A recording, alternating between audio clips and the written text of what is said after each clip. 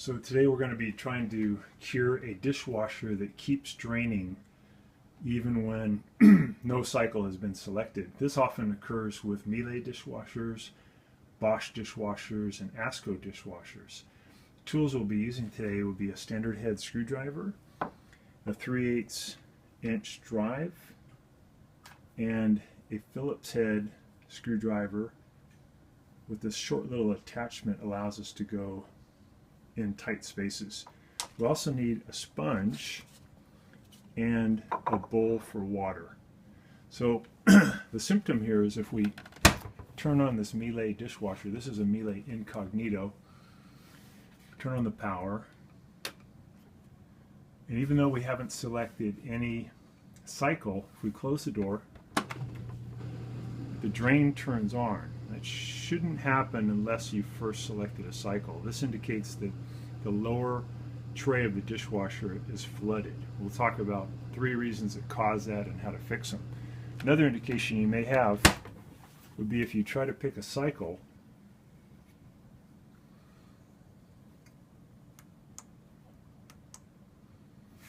over here we pick cycle 3, which is the normal wash. That lights up. When we close it, we hear the drain, which is normal, but that should only last for maybe a minute or two. In this case, this drain will just keep going and going, and when we look, we may find that the intake drain light is illuminated or flashing, which is indicating a problem. So here's what causes it, and here's how you can fix it. Probably the main cause, most commonly, is a problem with how the drain line is routed. As an example, we can see here, here's the garbage disposer, and here's the drain line coming from the dishwasher. In this case, it's coming into the dishwasher and going straight down. The problem is the sink fills up with too much water, and the disposer fills up. Water will go through this tube and flow backwards down into the dishwasher. Normally there's a valve in the dishwasher that stops water from flooding, but sometimes those valves get obstructed. So we're going to show you now in the dishwasher where that valve is located so you can check it. It's pretty easy to do. All we have to do is open the door, pull the drawer out. We take this spray arm off by just lifting it straight up. Take the filter out by turning the handle and then lifting it straight up. And this area down in here is called the sump.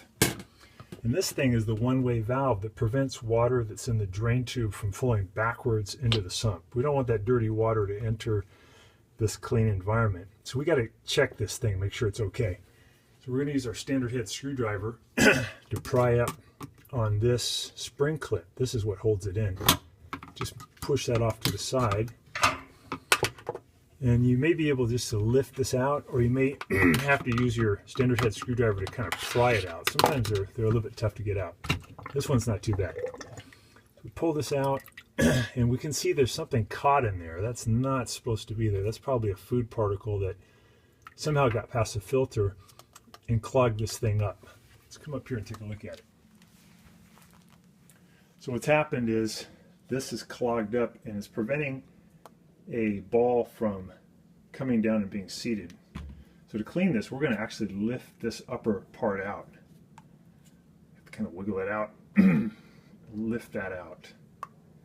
Oh yeah, there's something caught in there. So let's get that food particle out of there. And now we can see this big ball bearing is supposed to sit down against that rubber seal, but that food particle was keeping it up and water was just flowing back down into the machine, which ultimately causes it to flood. To put this thing back in, we just push it in. We can see there's a little ridge that fits into this opening. So we're going to push that in and just push it until it clicks. Now we have a good watertight seal. And now we've cured that problem. We do have to still deal with the problem at the garbage disposer.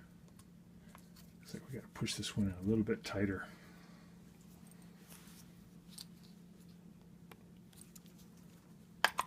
Get it centered better. There we go. Okay, let's put that back in. So this piece has to go inside that rubber seal first. So we're going to push that in and we're going to sit this down. This actually covers the drain impeller, which spins around. Now we're going to take the spring clip and put that back on to hold everything in position. We'll put our filter back into position. And then we'll put our spray arm back in. All this stuff is so fun to work with because it just clicks in. Really not many tools needed at all. All right, now let's go over how we can cure this problem at the garbage disposer. We use our 3/8" drive. And what we want to do with this drain hose is just basically make this part go higher up. So when this fills with water, if we have this up higher like this, there's no way that the water can raise up to a point where it can flow backwards. So dirty water from the sink will be unable to flow back down into the dishwasher. Some dishwashers have an air gap way up by the faucet, which also can help prevent this problem. But if you have this direct arrangement, you just have to put a big arch right here to cure the problem. So to do that, we're just going to loosen this fitting right here.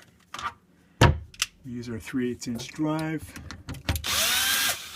loosen that up, and then what we can do is just find a clever way to get this up higher. I'm just going to route it up through one of these water lines, up over, and then back down. And that'll allow me to get it up there higher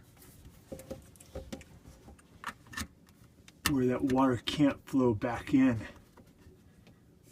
So now if we can see here to the side, that's up higher than this opening, and that's going to keep the water from going back into the sink. And we got rid of that obstruction in the one-way valve, which was the other cause of the problem. Okay, that's corrected. I'll show you one more thing that may cause this.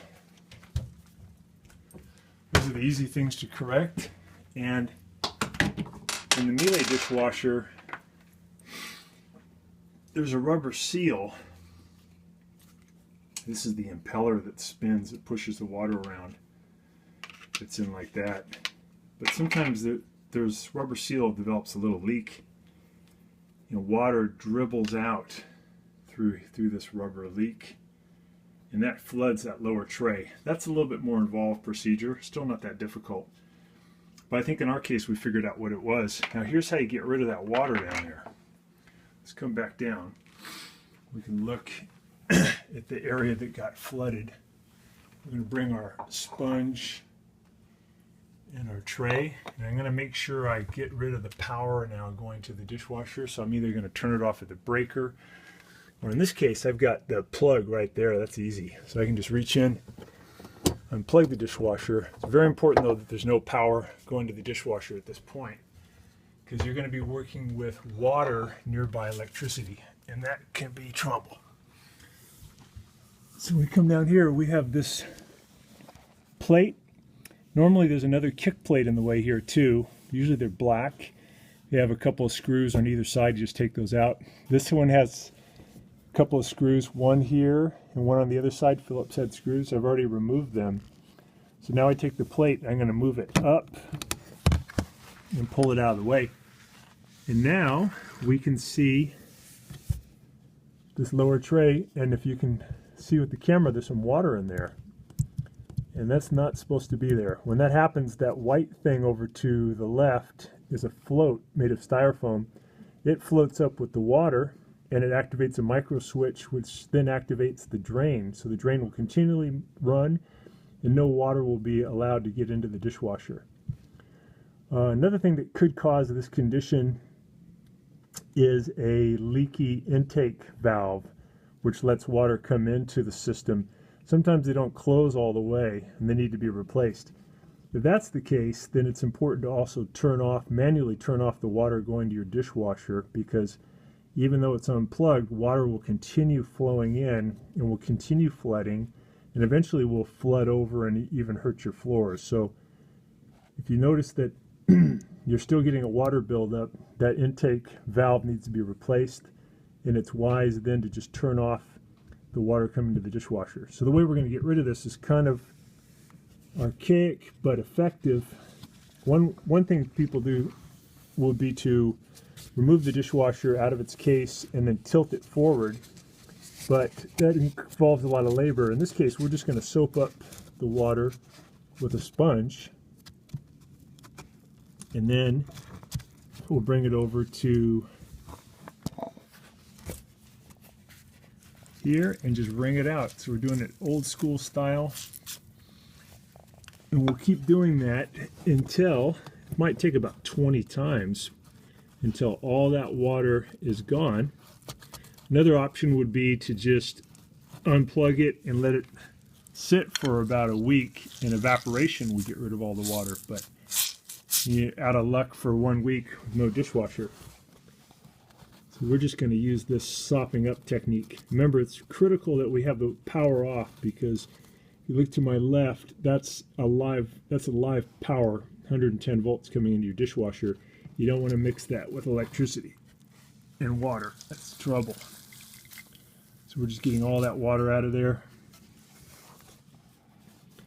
And if you turn on your dishwasher and you stare in underneath this with your flashlight, sometimes you can see water dripping. It'll make a ripple down here, and you'll see the water moving.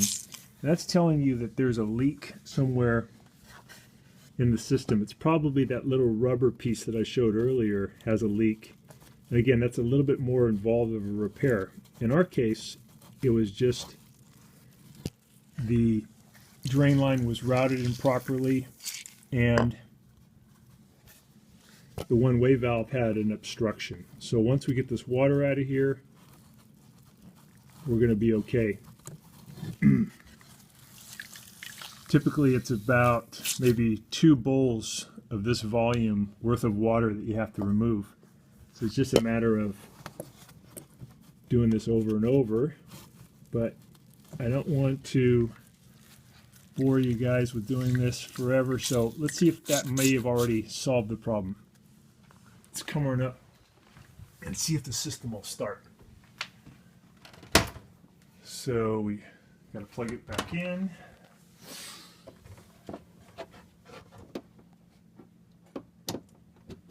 Add power.